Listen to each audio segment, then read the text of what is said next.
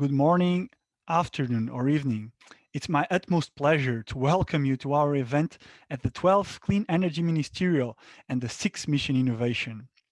The theme of the event today is Intergenerational Partnership for Hydrogen, a roadmap to 2050. Our goal is to showcase an intergenerational and multidimensional view of hydrogen in the energy field through an inclusive discussion on how to enable a successful hydrogen transition. In this event, there will also be some room for some background notes, a competition, and lastly, a very high quality panel. My name is Miguel Mosca, and I speak to you in the quality of the Vice President of the European Youth Energy Network. IEN is an emerging European network of energy-focused youth organizations, and it aims to promote bilateral cooperation between governmental bodies and youth organizations. His activities pass by co-creating youth dialogues, exchanging opportunities, or even facilitating youth engagement within the European, national, regional, and local levels. Now, to speak a bit more about what we actually see on hydrogen, especially on youth. At the moment, hydrogen and hydrogen-based fuels are trending all over the world. Hydrogen is seen as a solution that will come to support the incredible challenge of reducing our carbon footprint. But is this really a solution? How important actually this is? You know that the process of hydrogen fuel production is nothing new. In fact, it has been around for very, very long. For instance, in 1932, Sir Francis Thomas Bacon, a British man, invented a fuel cell, later on to be used in the mission Apollo 11. Without it, the crew wouldn't have the power necessary for essential lights, air conditioning, and communications. So actually, fuel cells helped the first man to get to the moon. Incredible. When inquired about the usage of fuel cells in 1968, Francis replied, and I will quote, I always hoped that it would be used for driving vehicles, roads, and also rail vehicles. Well, he was not wrong. At the moment, we actually are looking at this into our future, and this was 50 years ago. It's astonishing. At the moment, coming back from those days, global demand for hydrogen is rising, is increasing rapidly over the years, and it's seen now as there's a momentum for that. Even though of this case, approximately 95% of hydrogen is produced now by fossil fuels. However, it's strongly associated with clean energy. One of the many ways, because of that, of producing hydrogen is the green and clean hydrogen fuel results, in fact, of renewable energy via electrolyzers. Nonetheless, there is also hydrogen produced by fossil fuels and other technologies. This gives the fossil fuel industry also some, let's say, motivation to invest in this technology. However, the declining costs of photovoltaics and wind power, along with the placement of electrolyzers in strategic locations, will soon tip the balance on the pricing that is well known to be expensive at the moment. The President of the European Commission, Ursula von der Leyen, has mentioned already on the 19th of January of 2021 at the Hydrogen Council, and I will quote, because it's a very important message. Clean hydrogen is a perfect means towards our climate neutrality. It can power heavy industry, propel our cars, trucks, and planes, store seasonal energy, heat up our homes, and all of this with almost zero emissions. And that is why, ending the quote, that is why, according to the European Union, hydrogen is incredibly high their agenda. By 2050, they are aiming to have more than 10 million tons of renewable hydrogen in the European Union. It's incredible, and it's a very good target that we, as ION as well, want to help into the future. And fourth, the European Youth Energy Network is committed to work with our members and partners to advocate for clean energy and for clean hydrogen, to try our best and capacity to foster its implementation. First, through communication, by disseminating the correct and most up-to-date information on the topic. Second, with the power of the network, by connecting young innovators into leading the energy transition. And third, with entrepreneurship, by empowering new entrepreneurs in bringing ideas into reality. And because of that, over the past weeks, we launched a competition for a young voice to come here and bring some new ideas or experience that he or she would like to share. And the winner was James Kniban. James sent us a very nice speech on how he thinks that hydrogen will develop over the future, and we will show it right away. Introducing James, he's a researcher at the Florence School of Regulation. He holds a master from the Utrecht University and a bachelor from the University College of Maastricht, and has fieldwork research in Havana, Cuba. He also spent a year working at the European Commission at the Directorate General for Energy. And now I'll pass to James. Hello everyone, and thank you for the opportunity to make an intervention today. I will be speaking from my experiences at the European Commission and now at the Florence School of Regulation, where I'm currently working. I just want to say that I think hydrogen is a very exciting area, and it potentially has a really meaningful role to play in decarbonisation of our economies. And to that end, I'd like to make two quick points. The first one is on technology. I think we've all sort of experienced this big momentum behind green hydrogen, so electrolysis powered by renewable electricity as the future, and I think that's absolutely justified. But I'd like us to keep a close eye on research and innovation in the space, because I don't think the landscape is totally settled yet in terms of what technologies might play a role. And there are a variety of technologies out there, everything from decarbonized through to even carbon negative hydrogen. And I think we need to keep an open mind about what might be able to contribute, where and when. The second point sort of leads off of that, which is when we're talking about decarbonising the hydrogen sector, I think it's important not to view it only in that silo, but rather take a sort of holistic approach and look at the relationships that that decarbonisation has elsewhere. For example, in the electricity sector, after all, it is a sector coupling tool. So renewable electricity diverted towards hydrogen production, for example, will have ripple effects in the electricity sector. So what are the implications there? Also as regards carbon sinks, for example, and really just about viewing decarbonisation as sort of a top-down objective and being considerate of the relationships between the different areas. And with that, I'd like to say thank you again for the opportunity and enjoy the rest of the event. Thank you, James. Your insights were very interesting, and we think that this contribution is very important to our future. So with that said, we will now pass and give the word to Kate Power, our fantastic moderator of today's honorable panel. The panel will be discussing how youth, governments, and the industry can work together in turning our long-term plans, namely to 2050, from theory into practice. To you, Kate. Welcome, everyone. On behalf of the European Youth Energy Network, or AYEN, thank you for joining us today at this side event for the 12th Clean Energy Ministerial. We are very grateful to have you here today with us. Our discussion today will be about intergenerational partnerships for hydrogen, a roadmap to 2050. The aim of this event is to showcase an intergenerational and multidimensional view of hydrogen in the energy field through an inclusive discussion on how to enable a successful clean energy transition. The future of clean hydrogen technologies not only require the knowledge of senior experts and leaders in the field, but also the creativity, enthusiasm, and radical innovation of young professionals and students. In fact, it is key to understand that the youth of today will be leading the hydrogen sector of tomorrow. Now to go to our first speaker, we are thrilled to have Max Correa here. He is currently the head of the Fuels and New Energy Division at the Ministry of Energy in Chile. His division is comprised of three units, hydrocarbons, wood fuels, and new energy, the latter responsible for promoting the development of a green hydrogen industry in Chile. Before joining the Ministry of Energy, Max served as the Executive Director of the Solar and Energy Innovation Committee at the Chilean Economic Development Agency, Corfo. During his tenure, the committee's work has been largely focused on increasing international collaboration and on the promotion of green hydrogen and other energy innovations as the critical elements of Chile's energy transition. I will now pass the floor to Max. You have 3 minutes. Thank you very much, Kate. Thanks for having me, for inviting us.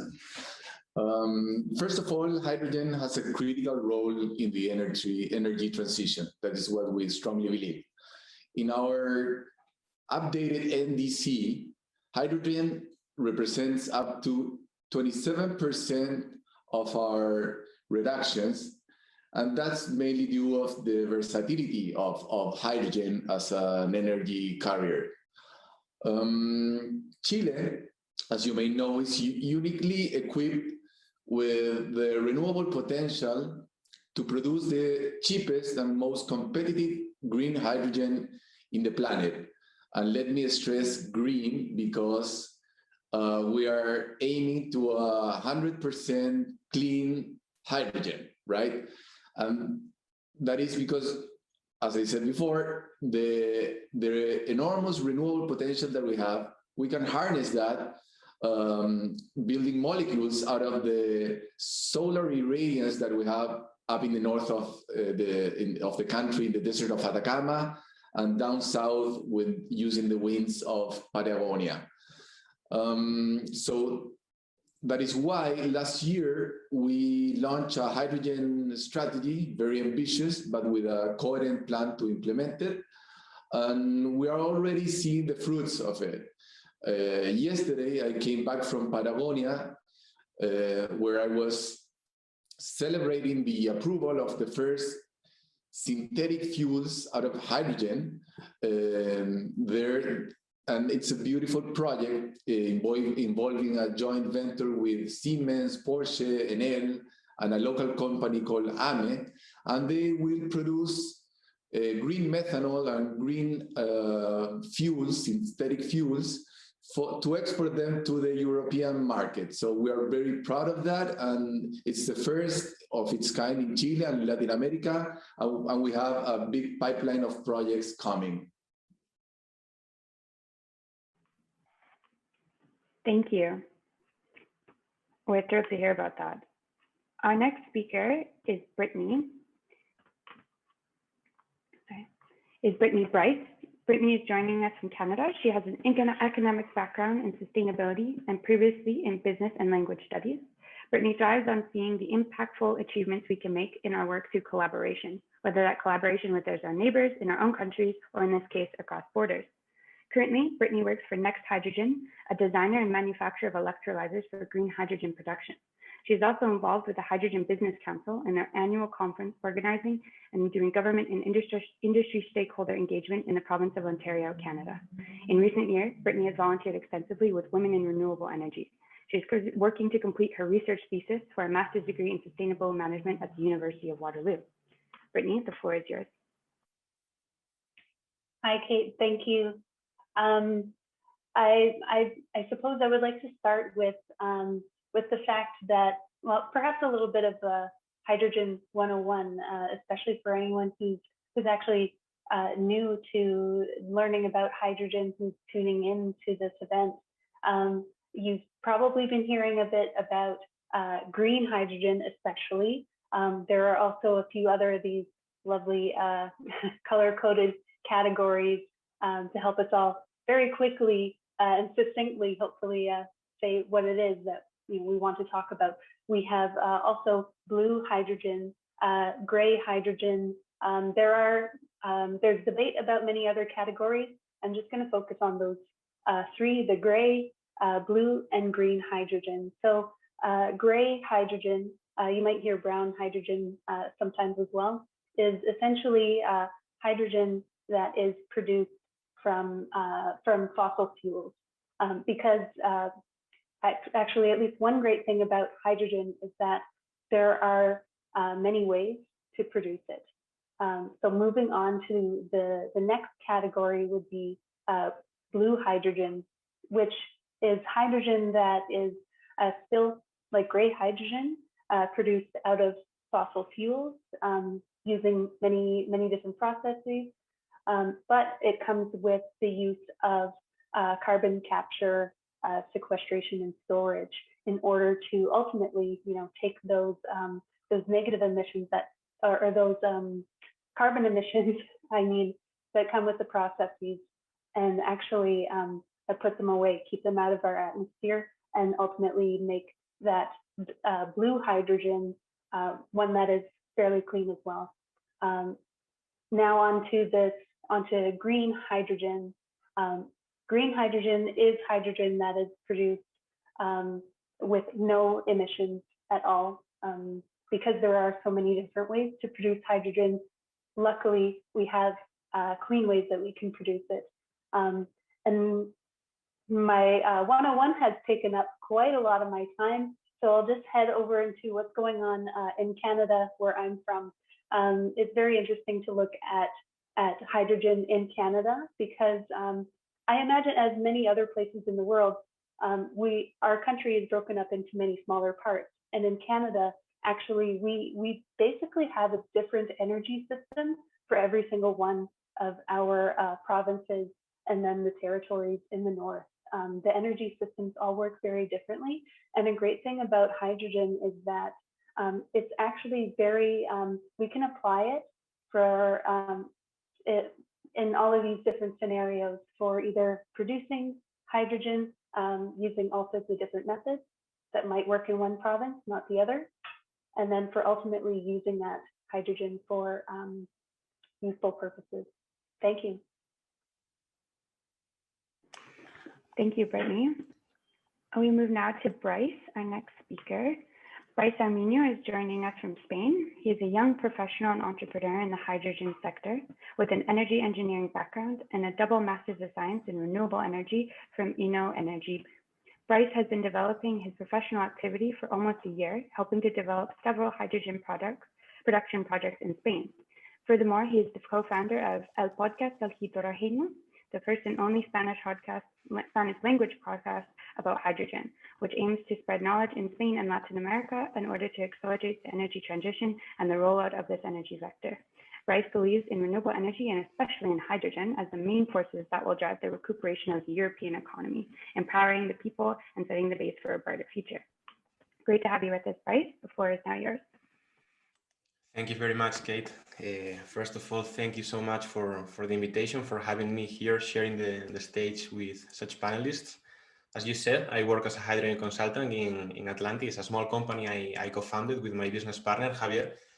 And also we are the proud founders of the only Spanish-speaking hydrogen podcast, El Podcast del Hidrógeno. Sorry about the pronunciation in Spanish. I know it's difficult. Here we aim to spread the knowledge about the hydrogen, right? We want to create a market. We want people to know that hydrogen exists, all its contributions to the energy systems and to the society. And as you can see, well, we are really confident about the development of the hydrogen economy, and we believe that hydrogen will be a key pillar of the energy future. This being said, also, we have to remark that hydrogen is not the holy grail. Hydrogen can address a large demand of sectors, a large demand of energy, but however, we have to be smart in the first steps that we take in order to make sure this is a successful start. You may know that hydrogen had several false starts in the past, but now it can be truly the time, because as Max was saying, the renewable energy is so cheap, we have abundant energy, and we are very close to be able to produce the hydrogen cheap and completely sustainable, which was something that was not able in the past. So in our company, what we are trying to do is help renewable energy developers to focus in the segments where we have to be smart at the beginning, in heavy duty transportation, such as trucks, boats, airplanes, high heat demand or mass scale production of the hydrogen. Just to summarize it, the hard to abate sectors. And we believe that hydrogen will be rolled out in these applications in the next decade. After that, probably most likely hydrogen will get to a cost in which it will be able to decarbonize other sectors, such as maybe light duty transportation or even heating for buildings and for industries, low heat, for example. But firstly, we gotta go to the hard to abate sectors where it's very difficult to introduce other alternatives. And moreover, we have, for example, here Chile. That is a country, we see hydrogen as a huge geopolitical tool. Max was saying it before. They will start producing cheap hydrogen, green hydrogen, to export it to Europe. So new opportunities will arise to new countries, to new societies that will have a different role in the future sustainable national relationships. So we believe this is a very noble aspiration, and we believe that will create a better society in the future. And of course, we want to be there to support it. Great. Thank you for that. We'll now move to our next speaker, Davina Janssen. Davina is a sustainable energy systems engineer with a background in innovation sciences and experience in the field of European policy and journalism. As a Blue Book trainee at the European Commission, she worked on preparatory tasks for the European Hydrogen Strategy, among other things. As a journalist covering energy and climate policy, she aimed to make complex topics such as energy system integration approachable for everyone. Currently, as a project manager at knowledge and collaboration platform Waters.net, she supports local industry players in Benelux with all types of challenges, questions, and opportunities they face in their individual roles with the transition to a developed hydrogen value chain. The floor is yours, Davina. Thank you very much. Thank you for the invitation and for having me here alongside these great panelists. Really an honor to be here. Regarding the role of hydrogen that I think is important, I'll just get straight to the point. From Europe, like from a European perspective, the European Union committed, so all European member states committed to climate neutrality. So that means that they cannot just reduce a little bit of CO2, they're committed to a 100% CO2 emission reduction by mid-century. And I'm pointing this out because I think that's a very important thing, because that is at the essence of why we need hydrogen. Because it means you cannot just go for the low-hanging fruit, as you will, but you will have to decarbonize everything, and also the things that are much more difficult to do. And the energy system is a very big part of that. And I think that green hydrogen produced from renewable electricity, as Brittany explained already, is very important in that, because it can provide flexibility as a storage medium, which we will definitely need in a system that will be driven by renewables for the major parts, and in which we will have variable renewables, variable seasonal differences. And while doing that, it can bring renewables to sectors where it's not so easy to bring renewables. So the sectors that in which it is either not possible to directly electrify, or it is not cost efficient to do so. So regarding the role of hydrogen, I think it is an indispensable part of a fully decarbonized society, and of a cost efficient, clean energy system, and integrated energy system. And that's the theory. But then next we need to put it into practice. And that's where the company I now work for comes in, I think, because I'm now working at youth.The, a small non-for-profit organization that is best described as a knowledge and collaboration platform, I think. And what youth.The has done, so we are active in Belgium and the Netherlands. I should mention that here because we're a very international crowd. youth.The has, since 2009, not me, but all the colleagues, has realized projects, has actually made things work, has made things drive, and there are pictures of that. So it's actually put things into practice. And I think that's a very important part.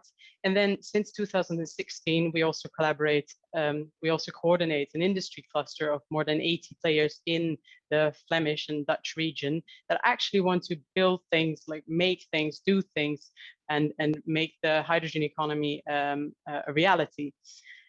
So all of that we do, and then we translate that also into advice that we give to the governments that we have good contacts with. So what I think as a role for youth.The is that they don't only recognize the need for hydrogen, but also they recognize the need for action and try to facilitate that. So that's why I work there, and that's why I'm here speaking about them, I think. It's great to have you. Thank you for giving us an intro to that. We'll now move to the moderated panel. The first question that we have today is for Davina, if you don't mind. Sure. So it's about how governments and research support youth to create disruptive, long-lasting business models in clean hydrogen. And so we're wondering, during your work as a journalist, were you able to understand any of the best ways that governmental support could be enacted to help new businesses flourish, and particularly young entrepreneurs? So during my time as a journalist, I'm not sure if I ran into specific ways for youth, because I've thought about business models a lot lately, because it's just expensive, green hydrogen now.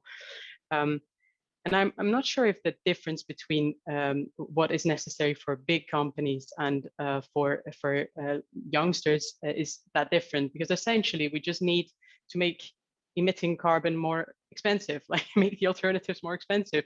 So in the absence of a sufficient carbon price, I know they're rising, but they're not sufficient yet, we could have something like carbon contracts for difference, or other methods. We could also give green hydrogen more value, like with guarantees of origin that could maybe trigger a value. And I think that young people can actually help in this, in helping design such systems, helping to think about how they can be made safe, because young people are very multidisciplinarily educated now, and I think they can think across these things.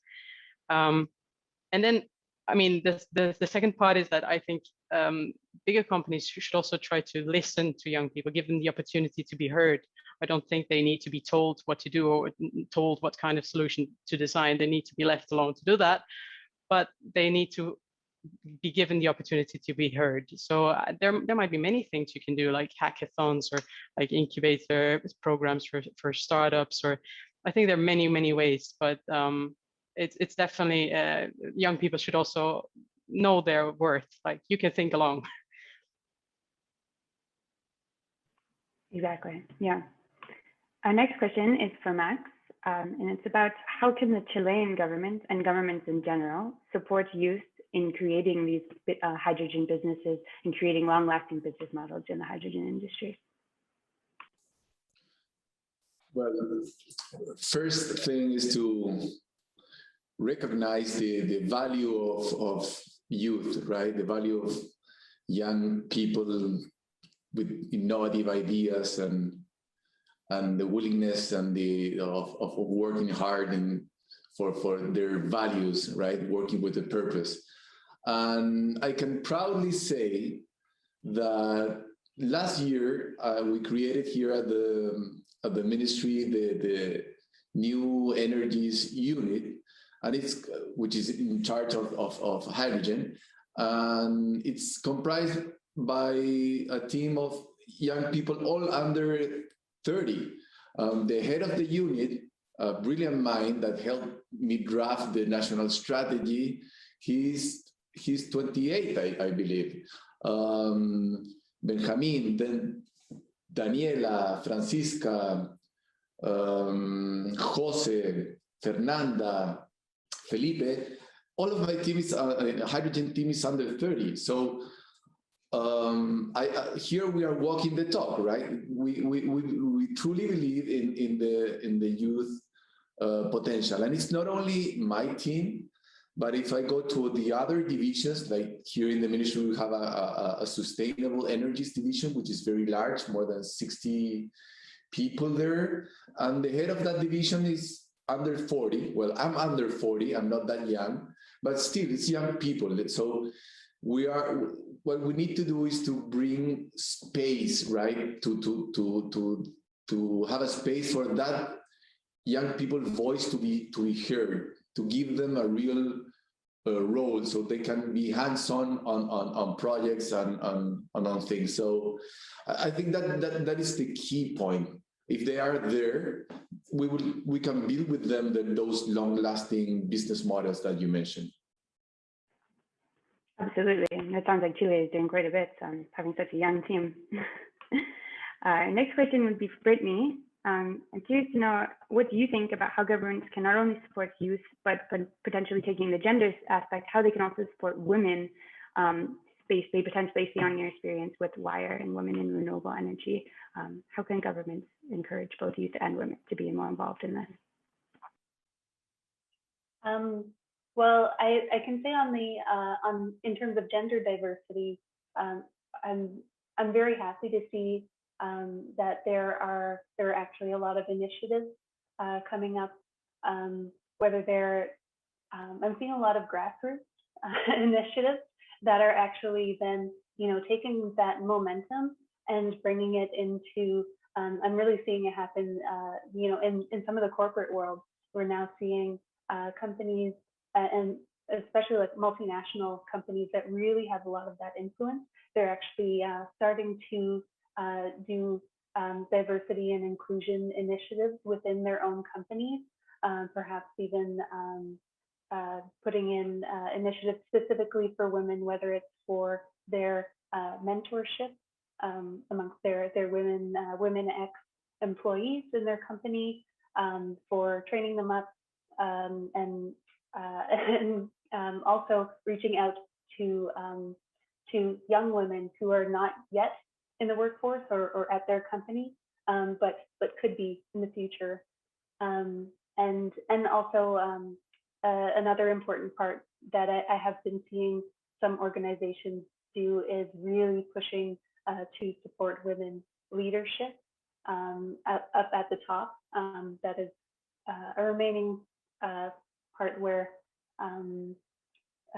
that's one of our hardest struggles, I think, in the corporate world for women, is getting to those leadership roles. And it really helps to actually be able to see that there are women in leadership. It really makes a huge difference.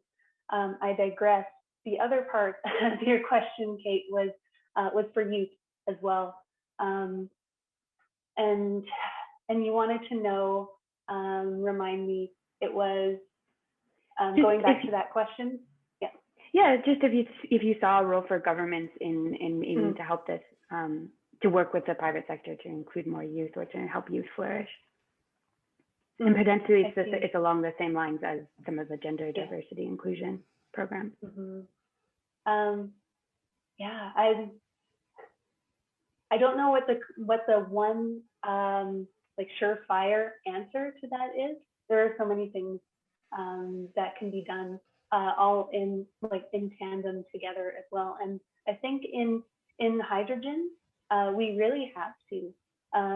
The hydrogen sector has, at least I can speak for in Canada and in the North American sort of context, has already gone through like two sort of waves. So we're now in about it's the third wave. Globally, I'm sure hydrogen has really tried to become mainstream before, and we're getting so much closer right about now, actually. And so what that means is actually, we have a lot of people who have been working in hydrogen through those previous waves, who really know the technology and have a lot of experience. But the fact is that they're not going to be there forever, and us youth are coming in. So yeah, there are so many ways that we can work to pass on that information through and knowledge through the generations. We are really going to be forced to do it, whether we're trying to or not. Yeah. Exactly. Yeah, it's a lot of room for collaboration. I'd just like to move on and ask a question here to Bryce. Speaking as a young entrepreneur in the hydrogen field, are you able to give us a little bit of idea, what is it like, and do you feel that the government is giving you enough support, or is there areas that you would like to see improvements? Speaking governments in general. Yeah. Well, being a young entrepreneur, as you said, I'm happy to say that I'm pretty optimistic here, because as in other industries, for example, when you jump into the industry, there have been people for many years getting a lot of knowledge, people with a lot of experience. In the field of hydrogen, there are some, but as it's such a new field that is expanding so fast, let's say that we are starting more or less from the same starting point as so many other people. So here I believe young people have an advantage and an opportunity as well. An opportunity, and I will bring up something that Davina said, which is the hackathons. I really love that word. I had the experience of going to several hackathons during my academic experience, and I believe those experiences sum up everything in connections. And that's the really supportive scheme for young people, being able to connect with the industry, being able to connect with professionals, with other young people that have different backgrounds. And I believe that that's what governments should support. How? Well, that comes to me as a concept in the universities. I think that's the perfect idea and the perfect goal for governments to support young entrepreneurs. In universities, such as happens in the north of Europe, for example, you bring together the energy needs, you bring together the knowledge, and you bring together young people with aim to do things, with aim to solve new issues, to find the solution for the problems that the industry may have.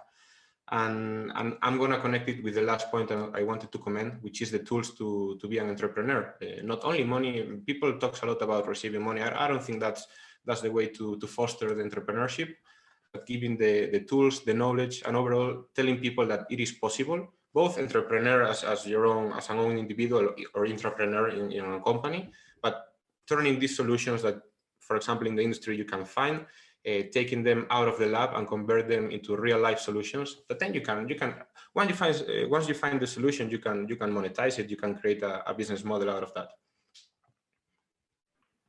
Absolutely. We're now going to move to a second round of questions, and this is more how we can encourage. These questions focus more on how to encourage intergenerational collaboration regarding hydrogen research, development, and policy. Bryce, if you don't mind, I'm going to put you back on the hot seat. And I'm going to ask you, do you see this intergenerational collaboration at play in your work? And do you think that all knowledge levels are incorporated from industry, from academia, from the government sector as well? Well, regarding our job, for sure there is an intergenerational collaboration, because actually when we talk to industry, they are people with more experience. But when it comes to the government support, I want to stress that here the young people are a little bit left aside. At least that's what I see from Spain. There is a lot of connections. There are a lot of conversations going on with industry, with policymakers, with law researchers, etc. But here I miss some presence from the youth. I think that's why organizations like yours may be so important in the future, because we also want to have a voice, and this came up before in some conversation, but we need fresh ideas, we need disruptive ideas, and that can come from us as well. Even if we are not experts in some areas, we can be people that bring up new solutions, and those must be heard, of course. Yes, absolutely. Our next question in the same field is for Brittany. I'm curious, do you envision a role for both academia and the private sector in encouraging intergenerational supports, intergenerational collaboration, around hydrogen research? And if so, what kind of role do you see for this collaboration, and how do you have any suggestions or ideas about how to bring it about?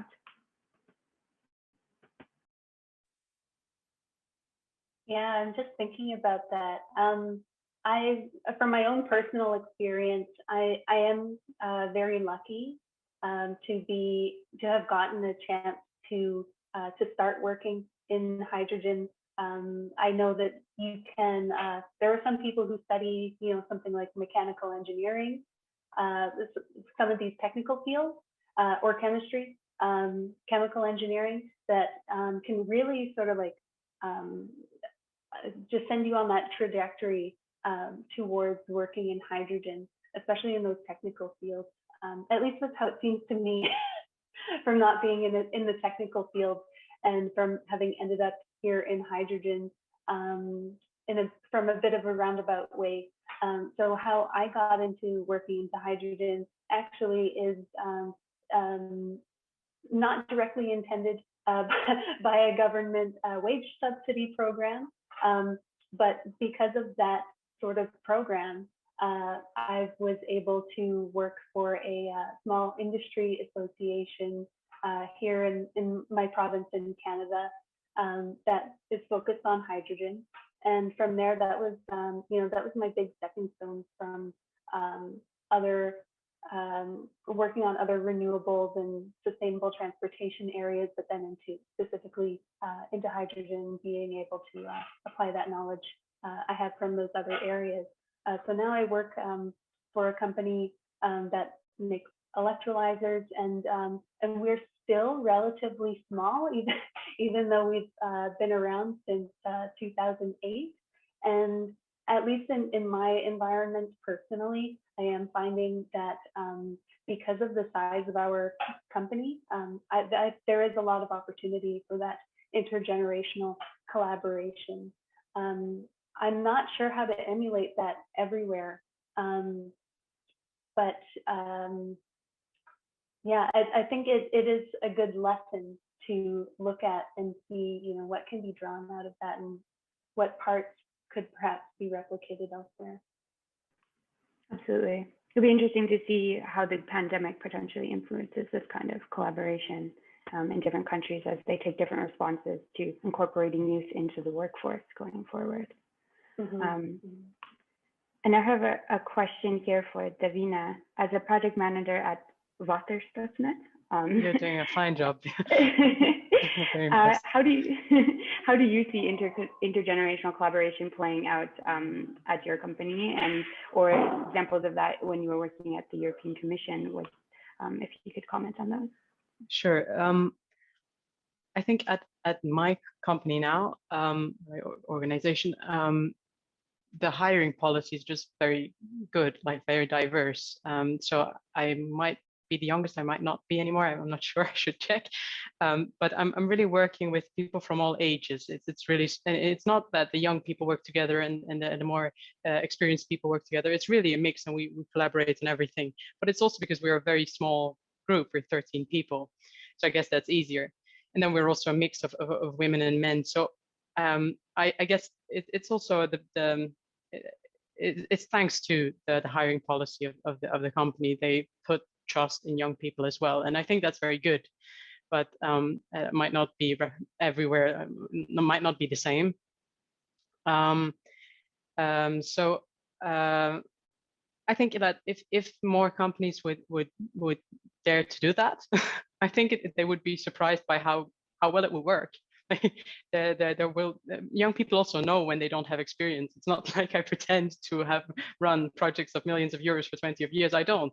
So like when I don't know, I ask, and what I do know, I say. So I think it can work really well. And maybe the Netherlands is also quite of a flat culture, like a not so hierarchical culture. So it might be more difficult in other countries, but I think it can really work well, and people should just try. And then regarding my experience at the Commission, at the European Commission, I'm sorry. For me, a traineeship was a very, very good decision. It was an opportunity. I mean, I was lucky to get it, but I think that mentorship programs and traineeships can really be very beneficial if done right. Like the trainees should be appreciated for their work. It shouldn't be like unpaid, weird construction. It should be proper traineeships. And then if you get the chance to actually sit at the table when important conversations are going on, or when important things are going on, just listening, just being there, just getting tasks. If they're giving you real tasks, I think it's a very good program. I mean, some people have had traineeships in which they didn't get to do nice things, but in my case, I was very lucky. There was just also a lot of work to do at that time. So I guess maybe they could use some help, but I was very lucky with my mentor in my traineeship. So I think it can be very valuable too.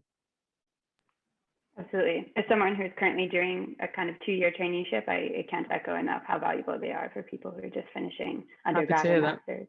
Yeah. I'd now like to ask a question to Max.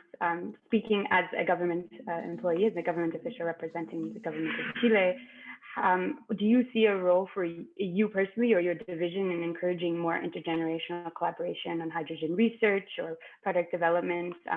And perhaps you can talk about some of the programs you might have in place or what you would envision if you were to set up a program like that. Well, I'm very optimistic on this. As Bryce said, that this is the hydrogen hype. It's quite new.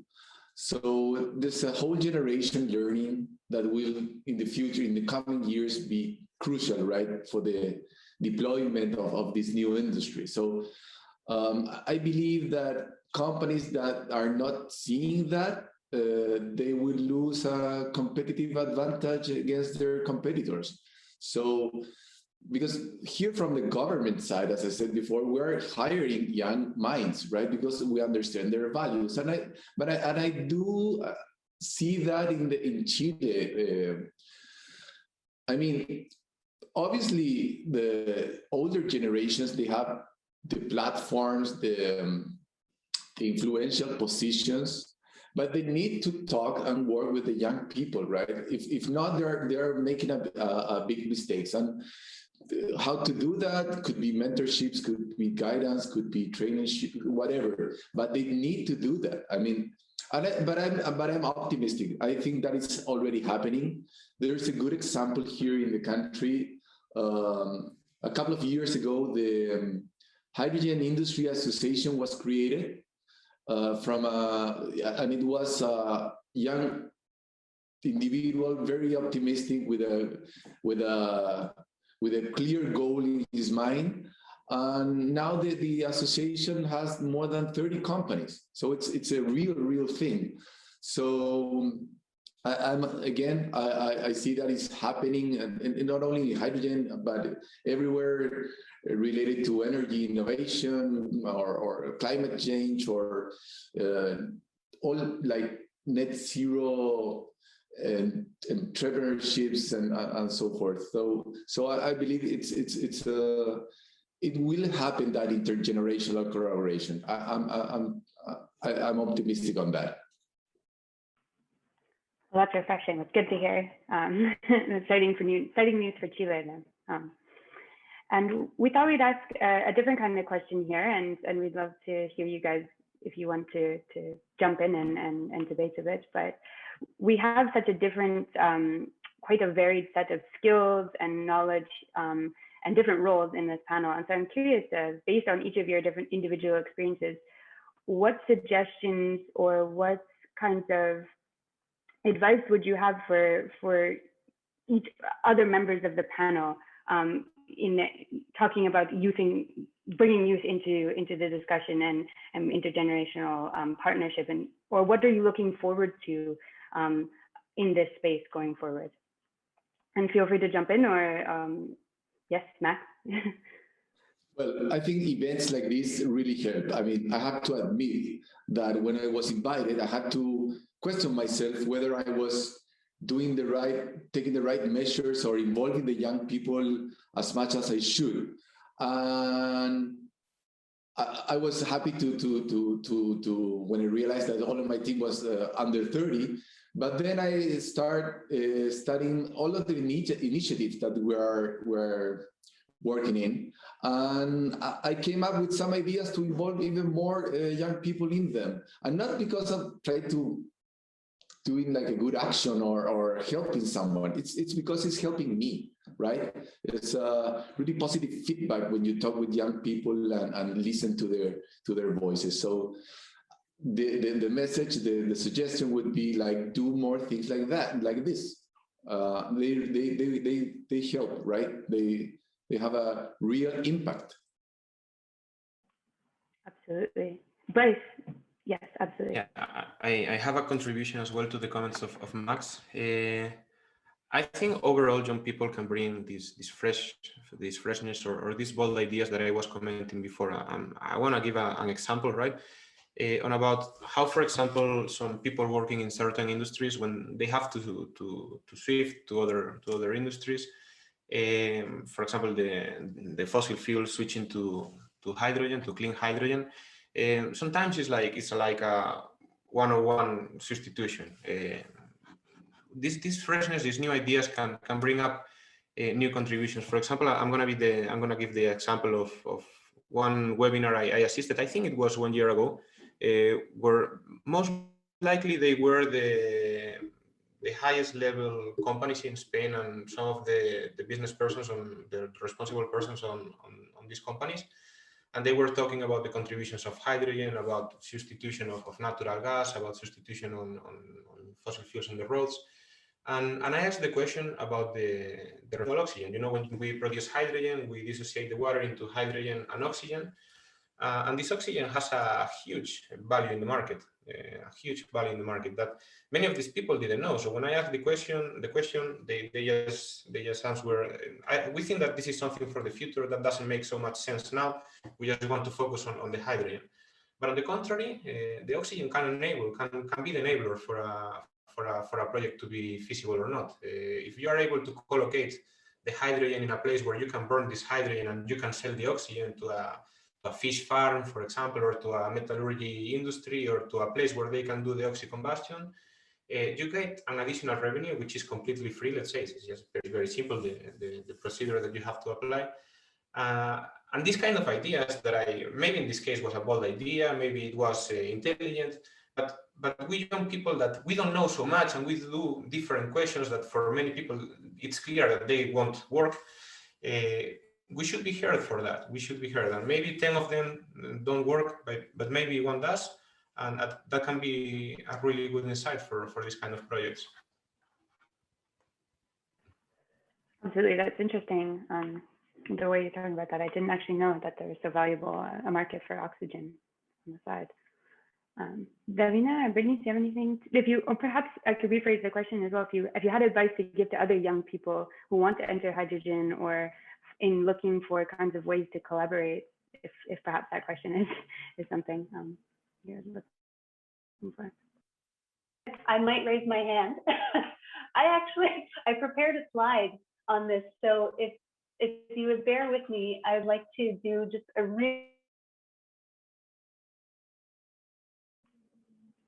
Oh, I think we might have lost you there, Brittany. Yeah, I think. Okay. Well, we'll wait for her to come back. Do you have anything to add, Davina?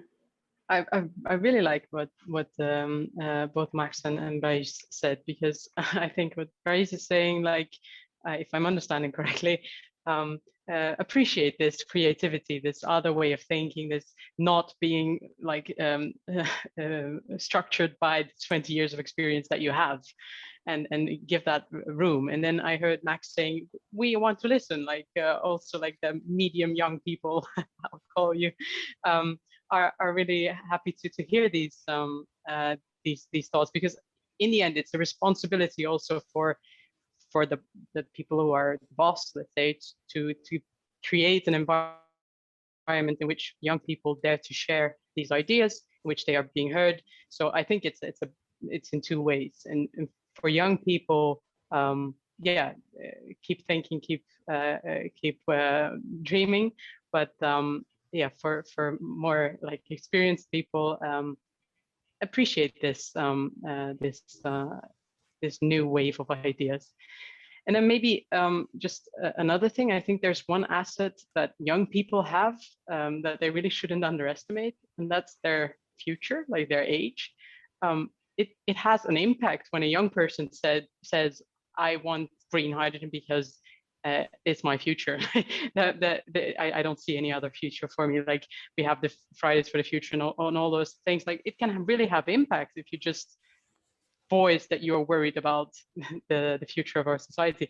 So I think that's also so, and a little bit unrelated to direct solutions, maybe to problems, but to creating like momentum and impact. I think that's also something that we should keep in mind. Yeah, many times we hear this sentence, think outside the box, right? I think for the young people, sometimes we don't know where the box is, or we don't know what the box is. So it's much easier to think outside the box if you're not enclosed on these walls. Absolutely. Brittany, we have just enough time for one last comment. Awesome. Sorry about that. My apologies there. Now you know which part of the video to edit out if you're editing this after the fact.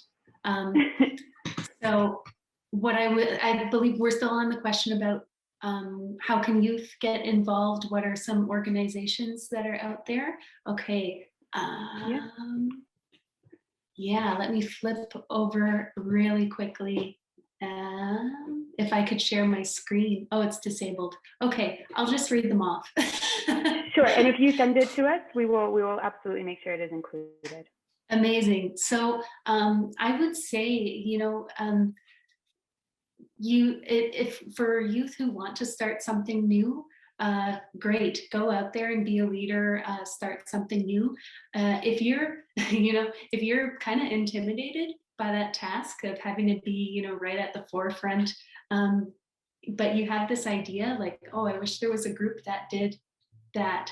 chances are there might be one out there already. And that's one thing is we need in our world, we need to have leaders, but that cannot be the only way. Otherwise we will have so many leaders who are all trying to trailblaze their own way, and they'll have nobody who's going with them that they're bringing along. So we also need supporters. So with that, take a look, just like as we youth say, just Google it, like, and you'll find a group that it's, you know, really going to be worth supporting. I'm going to fire off a bunch right here.